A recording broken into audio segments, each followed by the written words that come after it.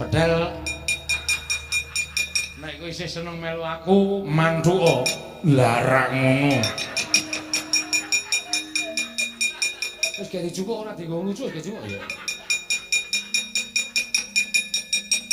Kira-kira iso nglabuhi aku mantuka larak ngono. Petro dalem kowe wani ngoyak-oyak Kakang Mbok Banowati. Mbok anggap Kakang Mbok Banowati kuwi sapa? Ana kawan ora ngira babar pisan yen to kowe ngorek-orek marang pasuryaning Janaka ora bakal ilang selawase urip. Kowe abdi sing kepiye dene kowe wani nyamah asmaning Janaka, kowe iblis lanak kowe Petro.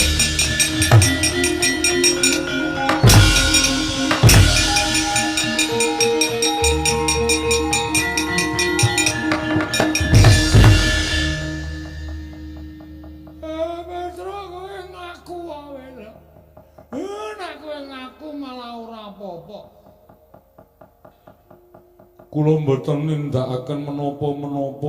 Aduh iya. Ndara.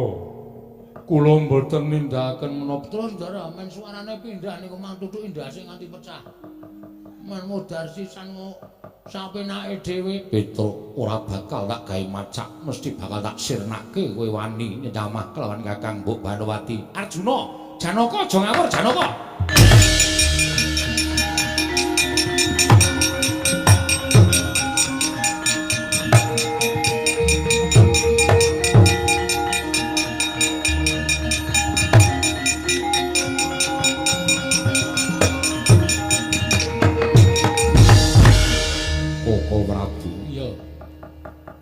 Kowe iki mbok ya sing lantip, kowe iki mbok ya sing awas. Ora ngawur gawar ngawur ngono sak penakmu dhewe. Nggih, kok ora keparingipun patuko paring dawuh kaya mengkono. Ora usah dadak tak cethake. Kaya dudu Janaka kok njaluk dicethake perkara iki. Kowe kena wae.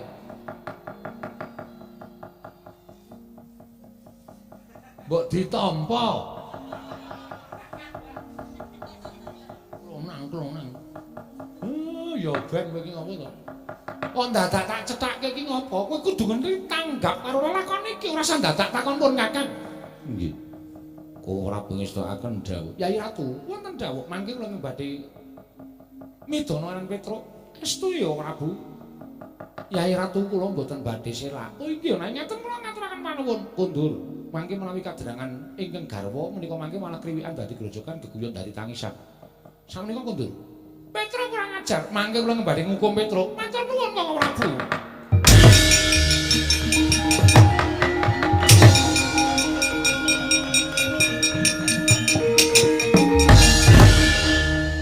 Koko Prabu. Nyuwun pengadilan, kula mboten narimakaken menawi Petro menika nyamah dhateng Kakang Mbok Banowati. Ya, mengko aku sing ngadili. Ning kowe engko nek ngerti lakon iki mesti bakale kowe kaget. Kaget kados pundi? Wis to, menengo. Mesti kaget. Jalaran aku ora bakal gancarake ning iki mengko bakal nyaketi pepadang tumraping sapa wae Arjuna.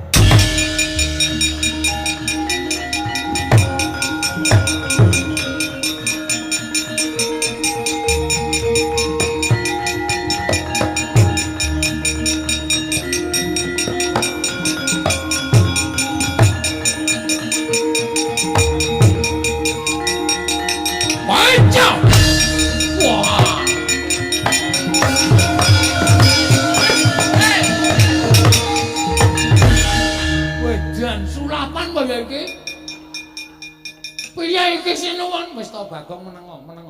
Engko aku sing jarwake. Wah, lha kok elok tenan iki. Tru.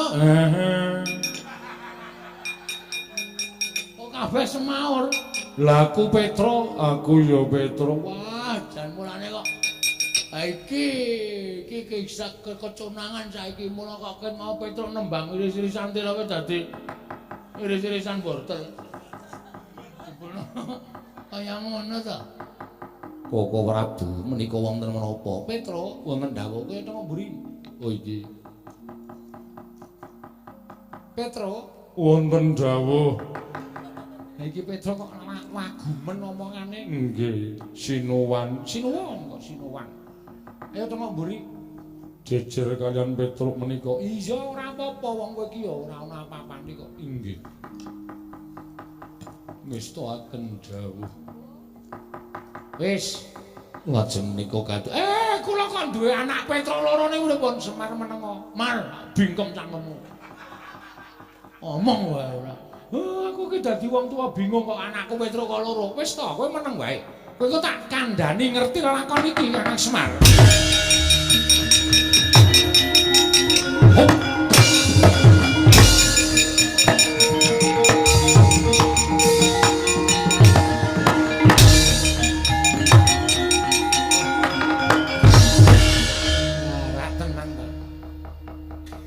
Nek ora ngene iki ora rampung-rampung perkarane.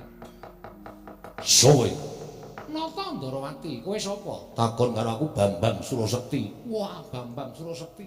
Ya. Niatmu ngopo? Goleki ratu Ngastina. Goleki wong-wong Ngastina bakal tak ajar. Ratu Angkara murka, watak budi Candala nista, watake nista budine Candala watu Angkara. Ratu Angkara murka, watake Candala, budine nista. Wis ngono wae ora usah dadak wolak-walik. Ratu watak nista budine Candala Angkara. Angkara murka budi Candala watake nista budi Candala nista watake. Kowe iki lek dadi satria ora urung suwe to? Lho, urung suwe piye? Wis dilantik tahun 2016. Wong satria kok omongane kaya pelawak. Oh, edian kowe ngunekke aku luwak.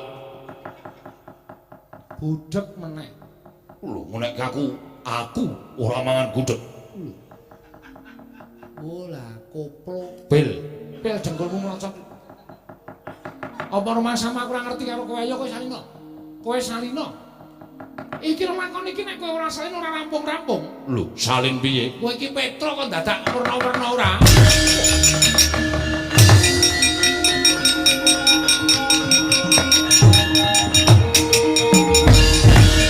Wis, saiki Petruk loro kae iki rampung ana, ora iso ngrampungi Petruk loro kae. Kowe sing tak luputke. Semar, dengkulmu mlocot iki. Karo ratu kok adem banget. Nganti lali basa kula.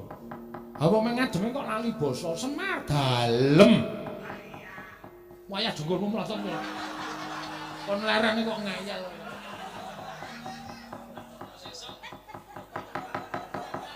Iki anakmu sing tenanan Semar.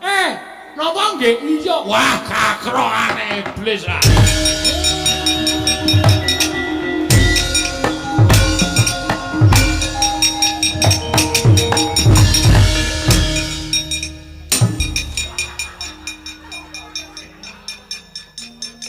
Jas kok ditutuki ora. Badut kowe. Ora omong-omong ki mau kok mulang kok garing karo Bagong bingung. Petruk suarane kok kaya ngono. Sing endi, Pak? Sing jampane. Kon rene. Petruk, Dalem, Bapak. ayo rono. Ngestakaken dawuh. Ning nong. Ora sak ning nong ngopo. Arep nembang apa ya? Pun rampung, Ndara. Kula suwun wangsul kados wingi uni.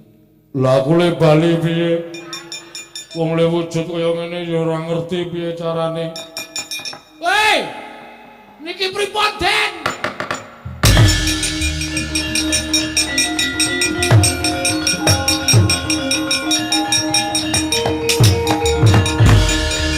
Lah edan iki. Sutradarane kowe lho. Sutradara ya. Iya kok aku kok bocah gendeng ora. Mula kok sapa-sapa didadekke Petruk wong edian ta ngono. Iki sapa?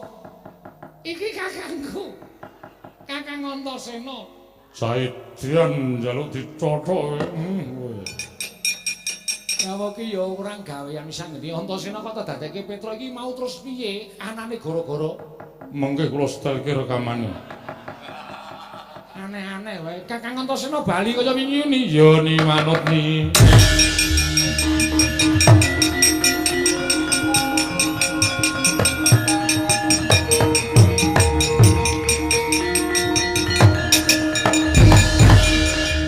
Wong edan loro-loro niki pancen edan kabeh. Anak Pandhawa sing dugalku arisan lah kok isa-isane gawe lakon. Iki lho menungsane. Aku nganti gembrobyos dadi Petruk. Ming gara-gara sak jame kaya dikunjara 40 taun rasane. Anggere ana pamundutan lagu aku mesti ora tak waca. Nang nganti ana sing nyuwun sing nembang Petruk Cilaka. Antasena bali. Ya. Matur nuwun ya, Kang. Ya. Matur nuwun nggih, Den. Ya, sune rasa aneh-aneh, Tru. Aku gah sune dadekke kaya kowe moh aku. Sekali-sekali dadi kaya kula. Moh. Saya edan meneh malah. Aku bali ya, Pak Dik. Iya, sing ati-ati ya, Ger. Ya.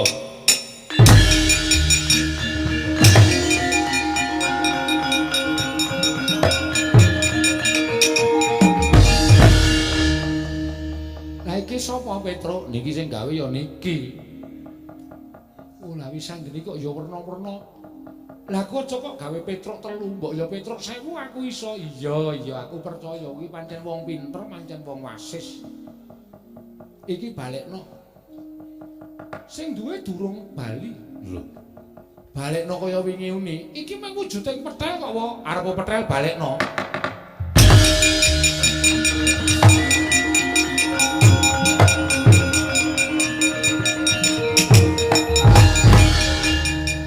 Petel